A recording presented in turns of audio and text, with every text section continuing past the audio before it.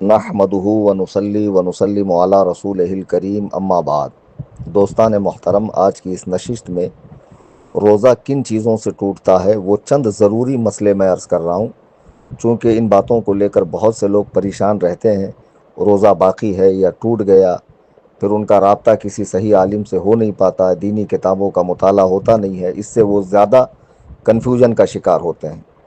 سب سے پہلے یہ سمجھ لیں کہ قرآن کریم کی روشنی میں رمضان کریم کا روزہ ہر مسلمان مرد و عورت عاقل و بالغ پر فرض ہے، اور جو اس ماہ کریم کے روزے کی فرضیت کا انکار کرے وہ کافر ہے، اور جو جان بوجھ کر چھوڑ دے، حدیث پاک کا مفہوم ہے، اللہ کے نبی فرماتے ہیں جو رمضان کے ایک دن کا روزہ بغیر کسی سخت مجبوری یا مرض کے چھوڑ دے، اگرچہ پھر زندگی بھر وہ روزہ رکھتا رہے، وہ قضا تو اس کی ہو جائیں گی، لیکن جو لطف، جو ثواب، جو اجر اور جو لذت رمضان کے مہینے کی ہے وہ اسے حاصل نہیں ہوگی۔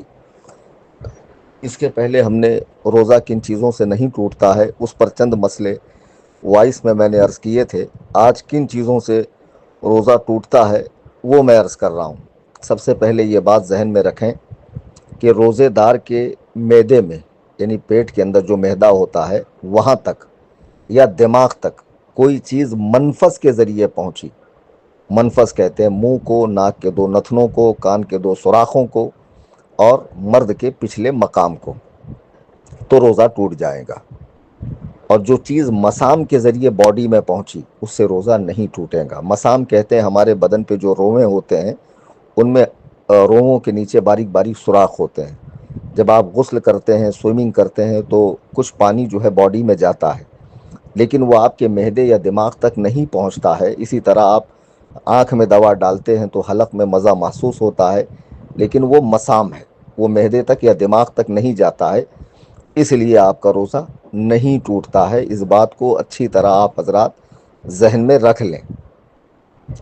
مسام کے ذریعے جو چیز باڈی میں پہنچیں گی اس سے روزہ نہیں ٹوٹے گا۔ اسی لیے علماء نے فرمایا کہ کوئی نس میں انجیکشن لگائے یا گوشت میں لگائے اس کا روزہ نہیں ٹوٹے گا، چونکہ وہ معدے تک یا دماغ تک نہیں پہنچتا ہے۔ جیسے کسی نے ناف پر دوا ڈالی، بہت سے لوگ ناف درد میں دوا ڈالتے ہیں، تو اس سے روزہ نہیں ٹوٹتا ہے، چونکہ وہ معدے میں نہیں پہنچتی ہے۔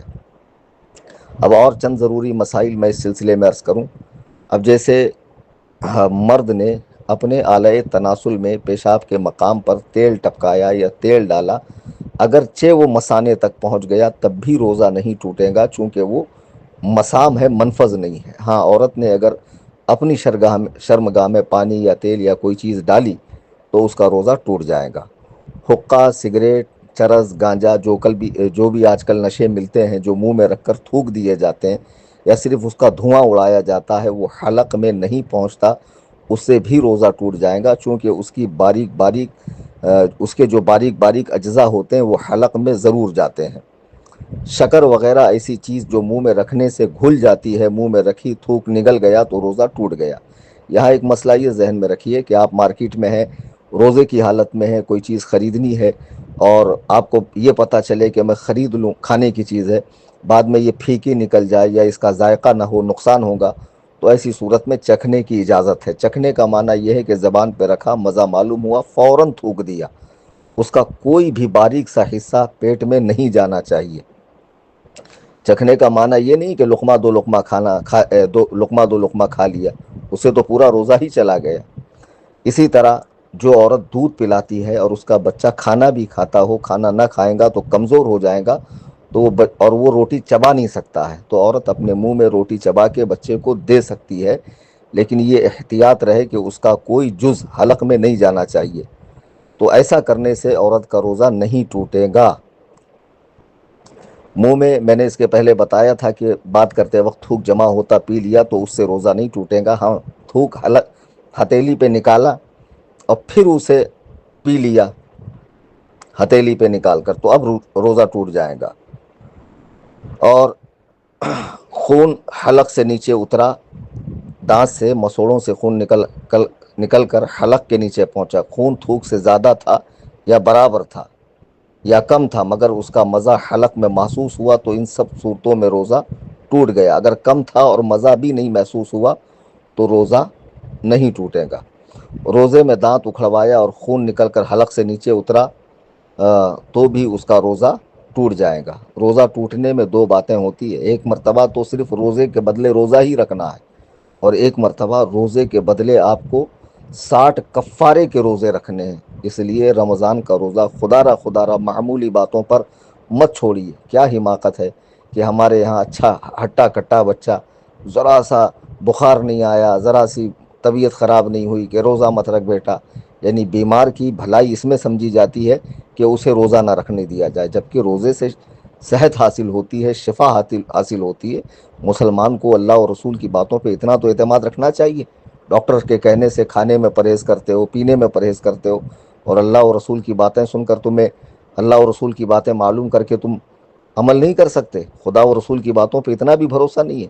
کیا حماقت ہے کہ بیمار کو روزہ نہ رکھنے میں شفا سمجھی جاتی ہے؟ بالکل نہیں، بلکہ روزہ رکھنے سے شفا حاصل ہوتی ہے۔ تو بعض صورتوں میں رمضان کے جب روزے ٹوٹ جاتے ہیں تو روزے کے بدلے صرف روزہ ہے، اور بعض صورتوں میں آپ کو 61 روزے، یہ جو چھوٹا وہ ایک اور کفارے کے 60، اور کنٹینیو روزہ رکھتا رہا 60 روزے کفارے کے، بیچ میں ناغا کیا تو پھر سے 60 رکھنے پڑیں گے، یا پھر 60 مسکینوں کو 2 وقت پیٹ بھر کے کھانا کھلائے، یا ایک مسکین کو 60 دنوں تک 2 وقت کھانا کھلائے۔ اتنا سخت حکم ہے، لہٰذا روزہ ہرگز ہرگز نہ چھوڑیے۔ اس بات کا اچھے سے ذہن میں رکھیے، جب آپ پاخانہ کر رہے ہوں تو پاخانے کے مقام پہ زور دے کر جو لالی باہر آتی ہے تو اس میں بھی بہت احتیاط برتنا چاہیے کہ اس کو تر کرنے سے، بھگانے سے، زیادہ پانی استعمال کرنے سے جب وہ اپنے مقام پہ لوٹتا ہے تو پانی جو ہے معدے میں پہنچتا ہے، اس سے روزہ ٹوٹ جاتا ہے۔ اس بات کو اچھے سے آپ حضرات ذہن میں رکھیں۔ اور کلی کرتے وقت وضو میں یا غسل میں اگر مبالغے کے ساتھ کیا، یہاں تک کہ دماغ پہ پانی چڑھ گیا، تو روزہ ٹوٹ جائے گا۔ اس بات کو اچھے سے ذہن میں رکھ لیں۔ منہ میں رنگین ڈورا رکھا جس سے تھوک رنگین ہو گیا، پھر تھوک نگل لیا تو روزہ ٹوٹ جائے گا۔ جو رنگین ڈورے ہوتے ہیں یہ ان کے تعلق سے۔ آنسو منہ میں چلا گیا یا پسینہ چلا گیا، قطرہ 2 قطرہ ہے تو اس سے روزہ نہیں ٹوٹے گا، لیکن اگر اس کی نمکینی پورے منہ میں محسوس ہوئی تو روزہ ٹوٹ جائے گا۔ عورت کا بوسہ لیا یا چھوا یا مباشرت کی یا گلے لگایا اور انزال ہو گیا، یعنی منی نکل گئی، تو روزہ ٹوٹ گیا۔ قے کے تعلق سے میں نے بتایا کہ قے اگر اپنے آپ ہوئی تو روزہ نہیں ٹوٹے گا، جان بوجھ کر کیا اور منہ بھر کے ہے تو روزہ ٹوٹ جائے گا۔ رمضان کریم کے روزوں کو چھوڑنے کے متعلق بہت سخت وعیدیں حدیث پاک میں آئی ہیں۔ یہ میں نے چند مسئلے عرض کیے ہیں، یہ تمام کے تمام مسائل نہیں ہیں۔ جب جب ضرورت پڑیں گی انشاءاللہ تعالی میں اس تعلق سے مسائل بھیجتا رہوں گا۔ بس آپ حضرات سے گزارش ہے کہ رمضان کریم کے روزوں کو پورا کریں، اپنے بچوں کو روزے رکھوائیں، رمضان کی نعمتوں سے، برکتوں سے مستفیض ہوں، فائدہ اٹھائیں۔ اس عظیم مہینے کو پا کر بھی جو اپنی بخشش کروانے سے، مغفرت کروانے سے محروم رہا تو اللہ ہی خیر فرمائے کہ حضرت جبریل علیہ السلام نے اس کی تباہی و بربادی کے لیے دعا کی ہے، اور حضور علیہ السلام نے اس پر آمین فرمایا ہے۔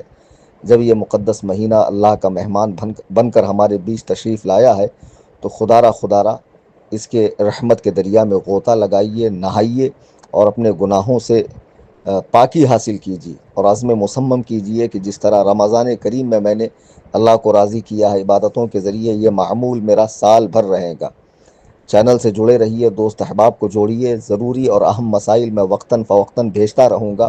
اور میری گزارش ہے کہ تنظیم سنی جمعیت الاحناف جو 11 سال کے عرصے سے ممبئی میں دین و سنیت کی خدمت میں لگی ہوئی ہے، اس تنظیم کی رمضان کریم میں آپ زکوٰۃ سے، صدقات سے، فطرے سے، فدیے سے و دیگر عطیات سے مدد کریں، تاکہ آپ کی مالی مدد سے ہم دینی کام کو بڑے پیمانے پر کر سکیں، ہماری خانقاہ کھل جائے، ادارہ کھل جائے، اور مسلک اعلیٰ حضرت کا کام بڑے پیمانے پہ ہو۔ اللہ تعالی ہم سب کو نیکیوں کی توفیق عطا فرمائے۔